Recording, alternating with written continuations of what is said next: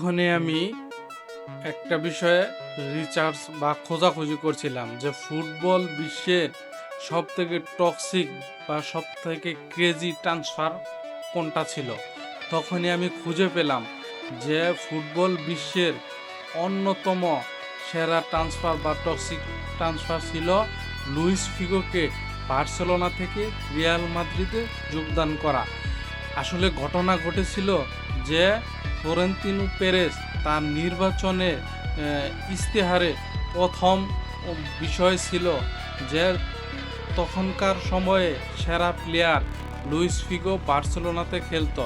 Luis ফিগোকে Barcelona থেকে Real মাদ্রিদে যোগদান করার জন্য ঘটনা ঘটেছিল তারও আগে স্পোর্টিং থেকে যখন লুইস ফিগোকে 2.2 মিলিয়ন ইউরোতে বার্সেলোনাতে যোগ দেয়, তখন ফ্লোরেন্তিনো পেরেজ 65 মিলিয়ন ইউরোতে লুইস ফিগো রিলিজ ক্লজ ঘোষণা করে দেয় মার্কেটে।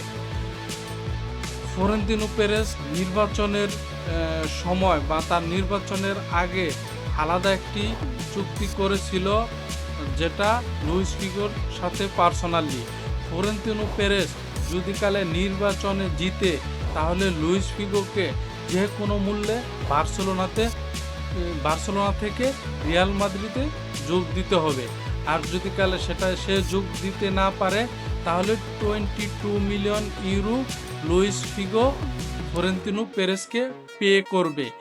আর যদি কালে ফ্লোরেন্তিনো পেরেজ যে কোনো কারণে নির্বাচনে হেরে যায় তাহলে 2.1 million euro Florentino Perez Luis ফিগোকে সরাসরি পেমেন্ট করবে। এই চুক্তিটি ছিল ফুটবলের ক্রেজিয়েস্ট চুক্তিগুলোর মধ্যে অন্যতম।